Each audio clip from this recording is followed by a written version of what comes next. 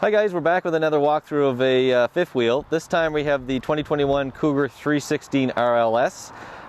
It's a couples unit with lots of storage underneath and lots of countertops and kitchen space and living space inside. We're going to go around the outside of the unit and then we'll move inside and explain how things work in there.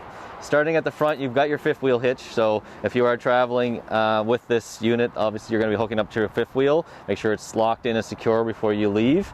Otherwise it can fall off the mount, causing problems. We go under here, you've got your storage compartment where your batteries are for this unit and your spare tire. It also has the hydraulics on both sides, the auto leveling system, so if there's ever an issue, that's where you need to access those. Now this one has a couple of batteries on board because it's actually optioned up for the solar package. You don't have to have the solar package on this unit, but this one actually has it, so we're going to go a little bit of explaining on how that works when we get to it. So that's why there's a couple of batteries in there. Give that a quick lock. Alright, so on the front of the unit, you have some docking lights. So this one here is for your light when you're needed to hitch it up. And then these ones are the LEDs that run either when you're plugged into the truck or when you're in the park and you want to have a little night light up there. Makes it kind of nice in the park when it's parked up like that. They really brighten that up at nighttime. So those are the switches there. You also have a light under here for at night, that when you're down and working in this other area, either accessing something or hitching up, you have a little light exposure down here. As with every RV, you need to make sure that you maintain all your caulking and your roof. So starting on the caulking, every joint in an RV, all of these, all on the slide blocks, on the top of the roof, in the corners on each side, where the front cap meets the top, all is done through RV, one style or another of RV caulking. Now that will dry out and crack over time, and so you need to be checking that on a regular basis. We say at the very minimum you should do it every 6 months. It's preferred that you do it every couple of months just to do a visual inspection. It's better to catch something that's starting to dry out and crack early than catch it late and have a moisture problem. When it is time to replace it, you peel off that piece of caulking, clean the area, and apply another layer of RV style caulking. Be careful that you do use the recommended RV style caulking, because sometimes, specifically on the roof, if you use a different kind, it's not designed to deal with the roof membrane and can eat into it and cause you a lot of problems. So use recommended RV style caulking every chance you get. As far as the roof goes, you need to make sure you do a cleaning and conditioning every 6 months as well. So the roof is a rubber membrane, which means it's pliable and moves around as the trailer moves. However, over time with any rubber, it will dry out and crack potentially, and you again have moisture problems. So you need to make sure you clean the roof and condition it with the treatment that's available at most RV dealerships.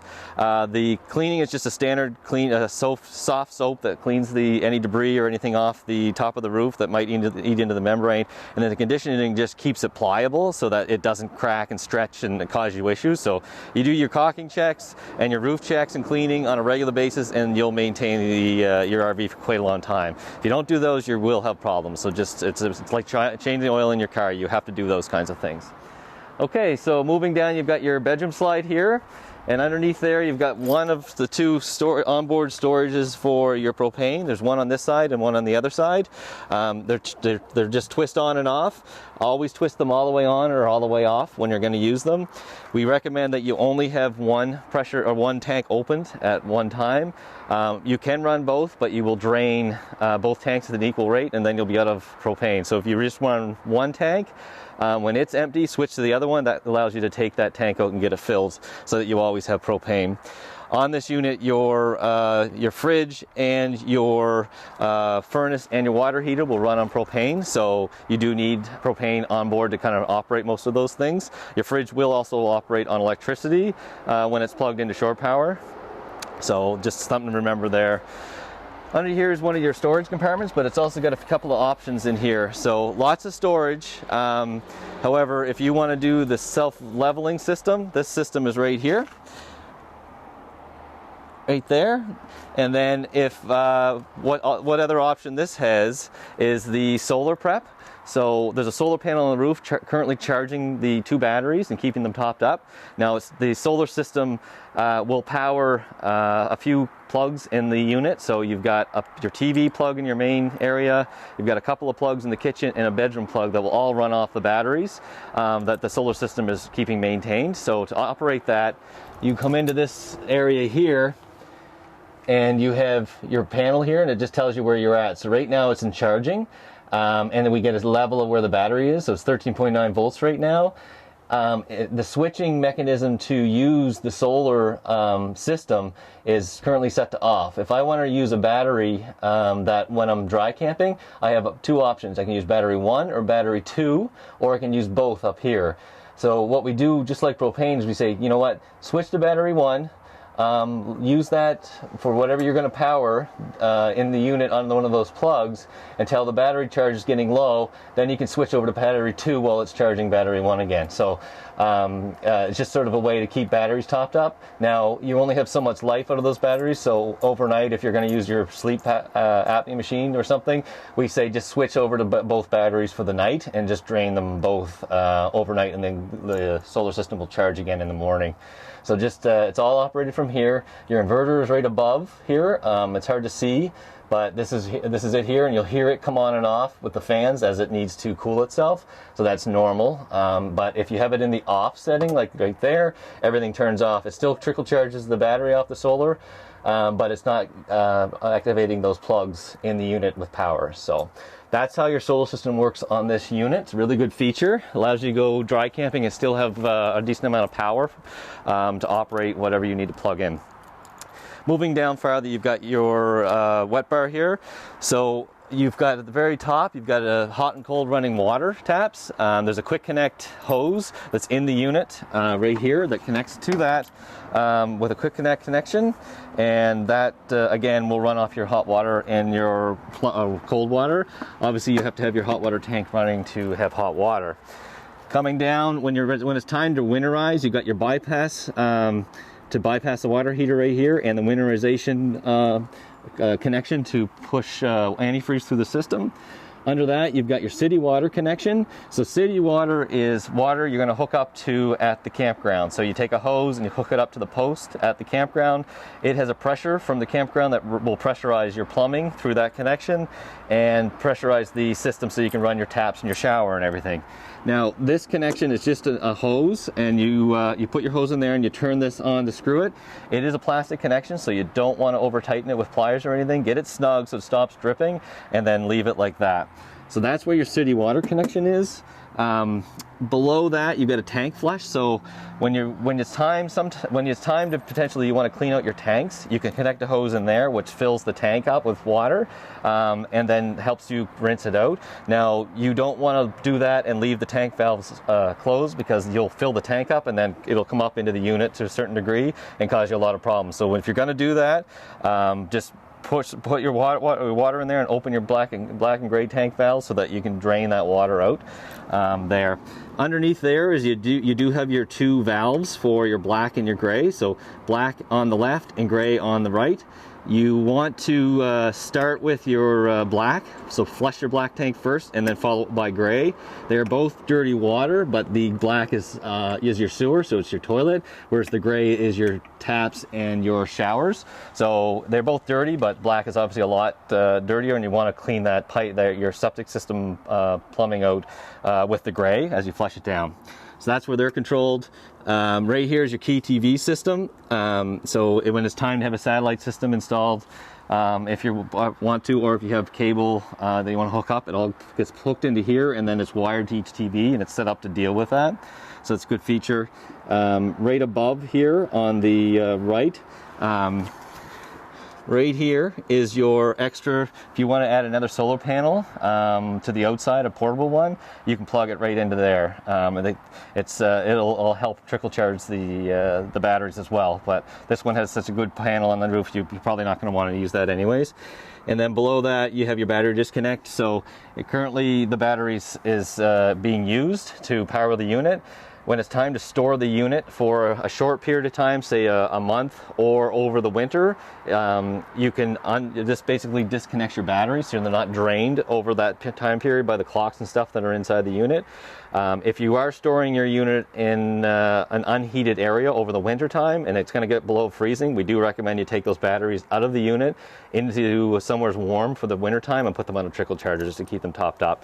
If you leave them in the unit over the winter, they could freeze and crack, and then you're going to have to replace your batteries. So, and that's the only other thing down here is that there is an access port at the very bottom that you turn that and open it up, and that allows you to put your hoses and cables and stuff all through the bottom instead of coming out of the side of the unit. So it keeps it nice and clean and neat looking. And so that's the wet bar there. And now we're on to the water heaters. This is where you access the outside panel to the water heater, where you can see all the connections. So right now, this right here is your propane. So your propane, when it's pressurized and you have the tank turned on, will come in through here and ignite through the igniter into there. And then you also have electric on this, so you can run this hot water tank on propane. You can run it on electric, or you can run it on both. When you're dry camping, you're going to run it on propane. You don't have enough power to generate to heat that hot water through the solar system. Just what we say is, when you get to your campsite, if you want hot water, put the propane on, and then when it's up to temperature, switch it over to electric to maintain it, assuming you're plugged in. One other tip to make sure on your hot water tank is that you want to make sure there's water in that tank before you actually ignite either the propane or the electric element, because if there's no water in there, you'll damage your tank and potentially have to replace it.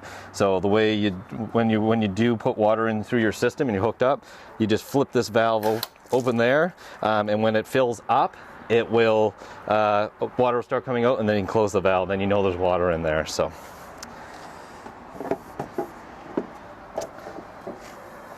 Then you just put your door back on, line up the tab with the metal, and slide her on, and you're good to go.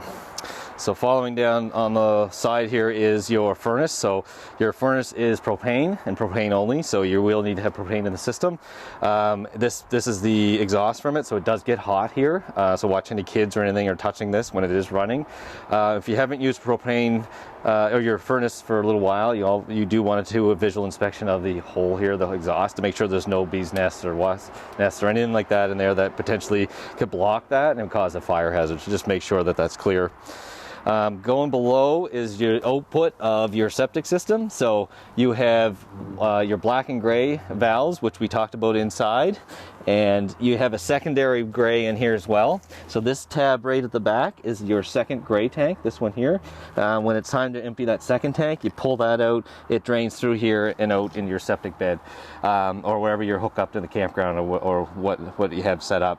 Your black and your other gray come this direction. So always have your hose hooked up and into some sort of septic system when you're ready to dump.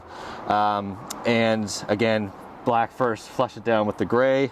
The other thing, if you are camping in a campsite and you have that hooked up to the campground's septic system, you do want to keep all the valves closed until it's time to empty the tanks. Otherwise, the gases from the septic bed can filter in through the unit, up the plumbing, and potentially come into the inside of the unit, which is a health concern. So you just want to make sure that you keep everything closed till it's time to empty them, and then you empty them out. Coming down, you have your kitchen slide. This is the back side of your fridge. So as the fridge uses and gets things cool, there's sometimes a little bit of water that drips out of here, and that's just condensation. That's perfectly normal. Otherwise, you get a little bit of hot air coming out of here as the fridge is cooling down and exhausting itself. So that's where that is at. And you have the inlet or the inlet outlet at the top as well on the fridge. This is a big fridge inside, so it needs a little more ventilation. Coming a little farther down, you have your fresh water connection. So this unit has an onboard storage for fresh water. You open it with your 751 key, and you'll see that it's just this little connection right there. Now this is where you take your hose and you put it in there. You don't connect it to the unit, and you fill up your tank. When that tank is full, obviously the water will start coming out here, but that's fine. Then you just stop filling and put this cap back on, and you've got a full tank. Couple things to remember: if you're going to run on your fresh water tank and not on the city water connection, you need to run your electric water pump, which is controlled inside. That pressurizes the system, and then we'll use that tank to put water through your taps and your showers and everything. Without the electric hot water, you have no pressure, so nothing would move. So you need to remember to run that. The other thing is that this is water storage, so always fresh, clean water going in. Clean it out once in a while, drain it. There's a low point drain underneath that you can drain that tank just to get it cleaned out, and don't leave water in there for too long, as it potentially can become stagnant, and if you're going to drink that or whatever, then it obviously could be a problem. So just always fresh, clean water in there, and drain it and clean it on a regular basis.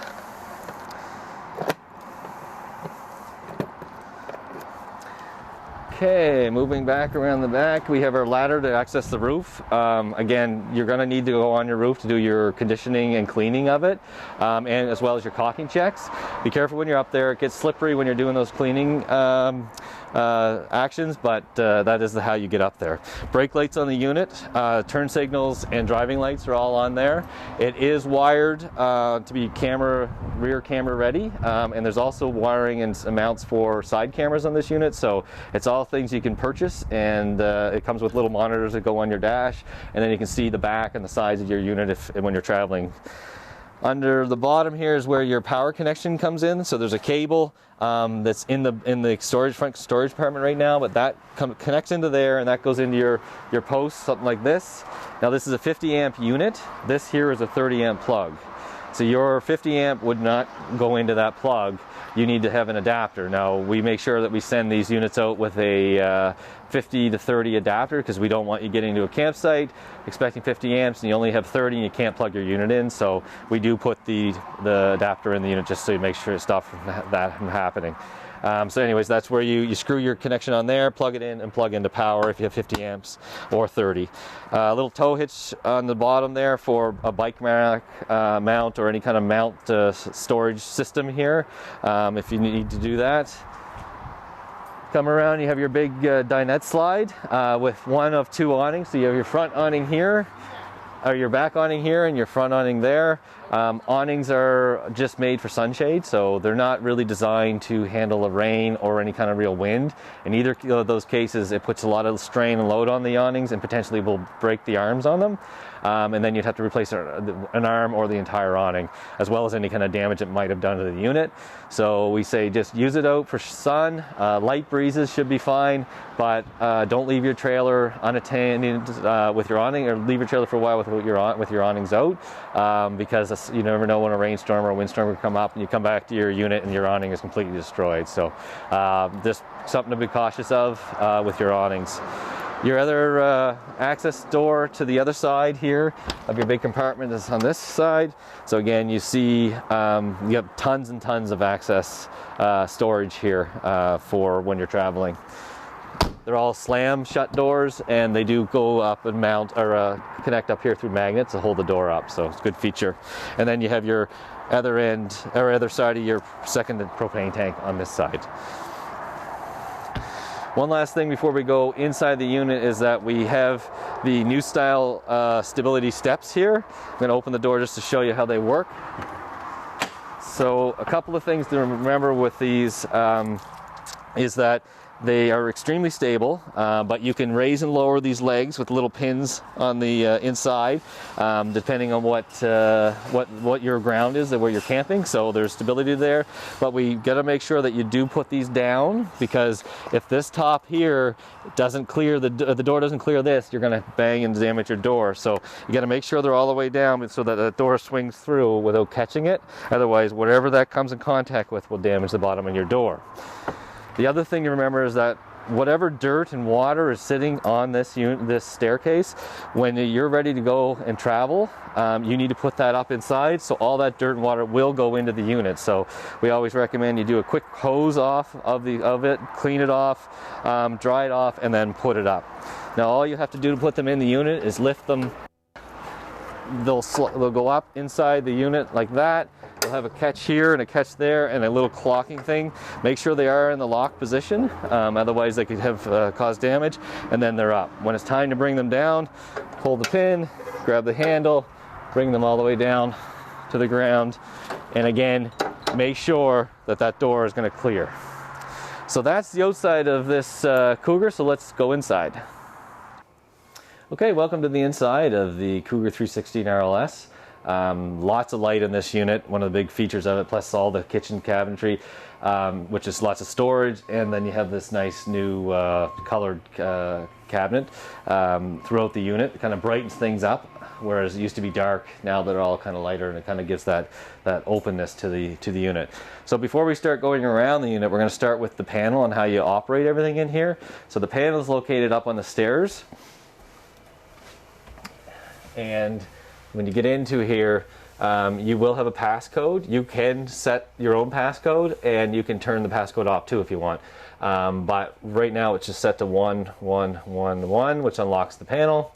You have all your settings. So you have freshwater, black, gray, and gray 2. And you'll see that currently we have some water on board. So freshwater is at 3/4 full, whereas black is 0, gray is 0, and gray 2 is 0. So that's how you tell where your level is at. So that's freshwater right there. So below that, you've got your different settings for throughout the unit. So this is your HVAC. So this is your heating and your cooling of the unit. So you go into that option.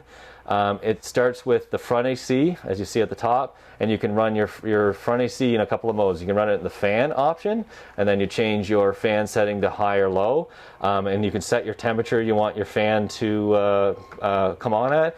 If you want to cool the unit, you move over to cool, and you have options. Currently it's set to auto, but then you can set it to low, high, or back to auto. And then you set your temperature where you want it to cool. Right now, the inside of the unit is 63 degrees Fahrenheit.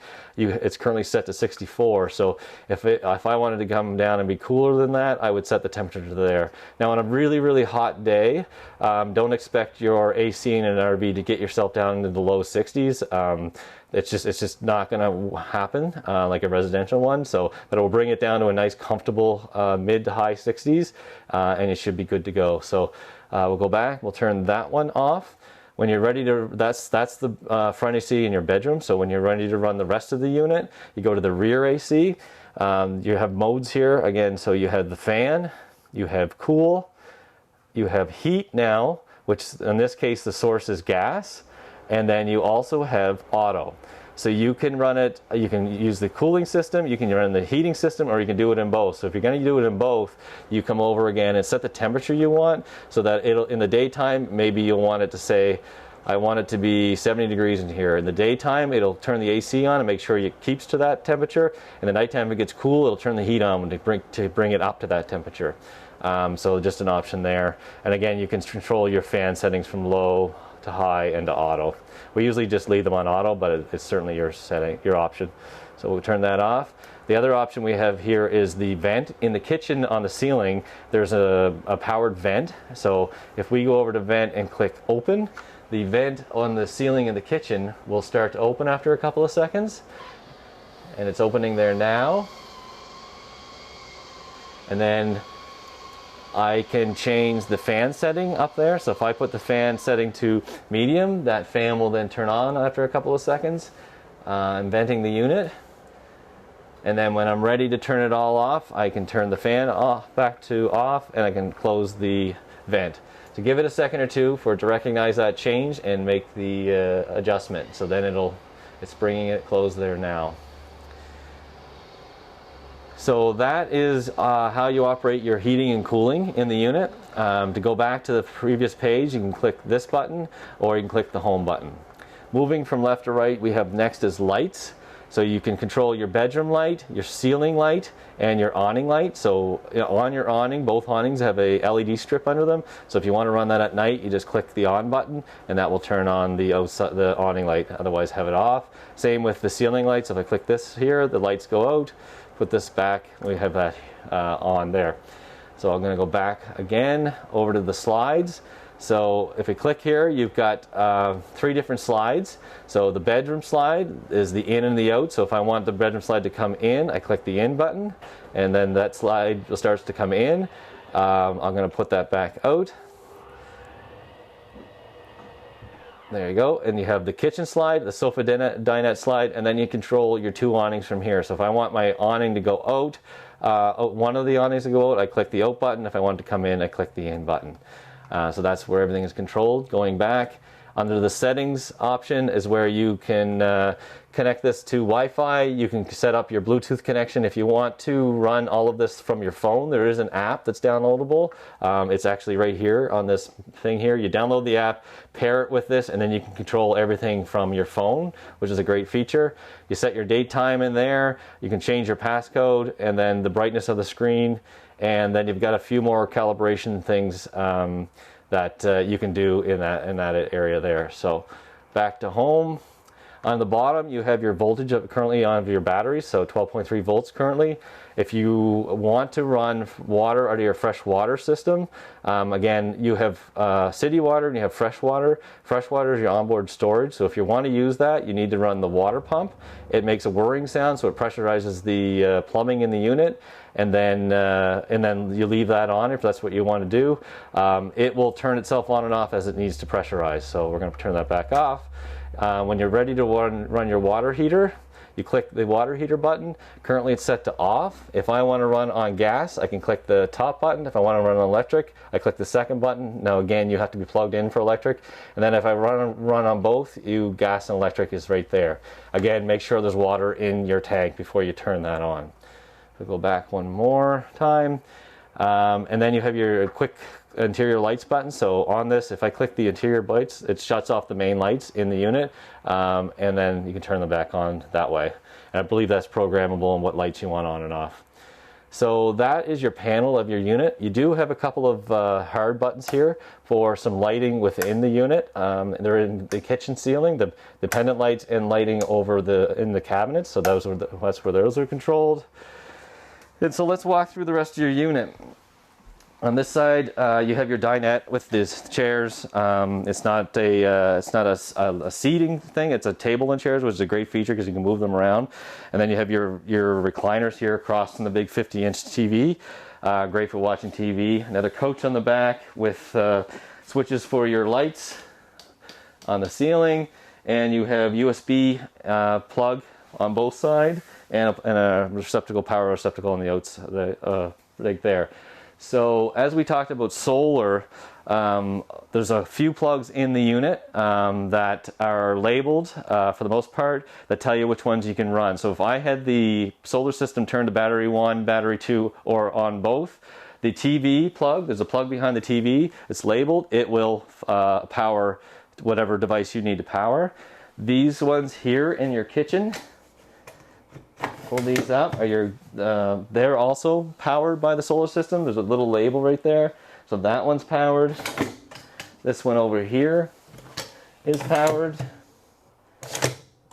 This plug on the end is also running off the solar system, and this plug under the island here is also running off the solar system. When we get to the bedroom, there's one more plug up there that also runs from the solar system. So back down this side, lots of storage. You've got your big TV, stereo connected to the TV, connected to the speakers in the ceiling and the speakers outside. They can run on zones, so you can have music in here and no music outside. You can have music outside and no music in here, or both, which is good. And then on the bottom here, you've got your fireplace. So there is a remote in this unit in the manual bag, but you can also have hard buttons here to control it. So it does do different ambient lighting. It does. You can set the temperature, the heat. You can just run the fan. So it's a nice thing to have, especially in a cold morning. Instead of turning on the propane heat, you might want to just run that for a couple of minutes just to take chill out of the air. Moving into the kitchen, you've got standard residential microwave, opens and closes just like what you expect, and all the panel is just normal. Now this isn't lit up because we're not currently plugged in. You can't run your microwave unless you're plugged in. Underneath is your propane cooktop, so it's a glass cover. Push that back, fold it up, and you've got access to the 3 burners. So to light them, assuming you have propane in the system and it's pressurized with propane, you pick a burner. So I'm going to pick the first one, which is the middle of the 2 buttons, put it over to light, and then you hit the spark. Now I don't have the propane on, so it's not going to go, but when you turn that, all 3 spark plus the oven sparks. So that's how you ignite everything. And then once it's ignited, you just turn it to the temperature you want, or you're ready to turn it back off. When you do the oven, it's the same thing. Switch over to light, click the sparker, and then once it sparks, by doing a visual inspection in the oven, then you set your temperature and you're ready to go. And then ready to turn it off, you just click it back over to off.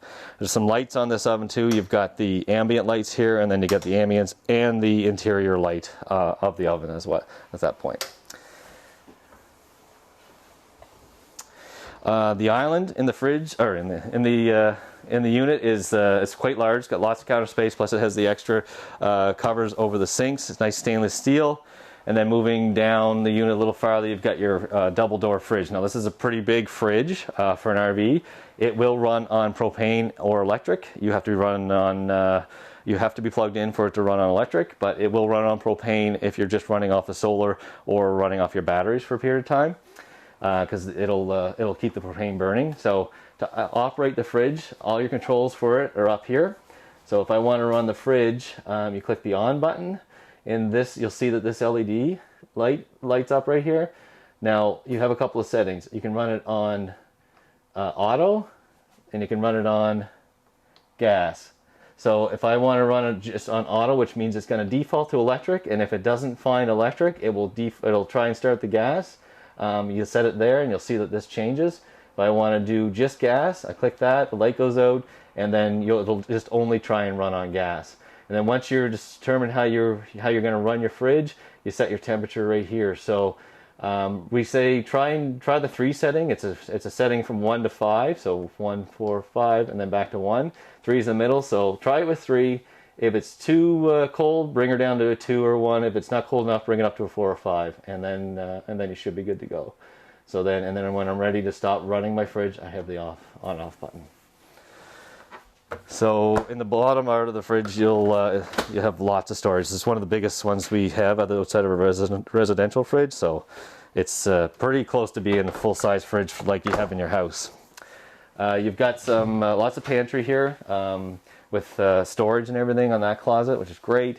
Another place over here. So again, lots of countertop in this unit with your plugs, so your coffee machine or whatever, and then more storage below and above. So that's the main living area of the unit. So we're going to move upstairs now to the bathroom. This bathroom is a real big size. The shower is really big. Gives you lots of space. Got a skylight there, so you're not in a smaller style shower. Plus you've got 2 sinks, and then your toilet as well. So it's a his and her style bathroom with plugs and lights. Your light is on there. And you've got a vented thing up here where you can turn on your fan or off, depending if you're having a shower or not. And lots of storage at the underneath. So we're going to move into the bedroom now. Big queen size or king size walk around bed with lots of light on either side with blinds and then the lights on the ceiling. So it's nice and bright in here. You do have power over on this side with USB plugs.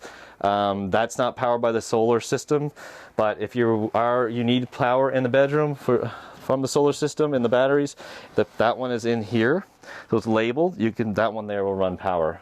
So you can use that when you need to. Otherwise, this is where you store your clothes. This nice closet. And then you've got more storage in this area.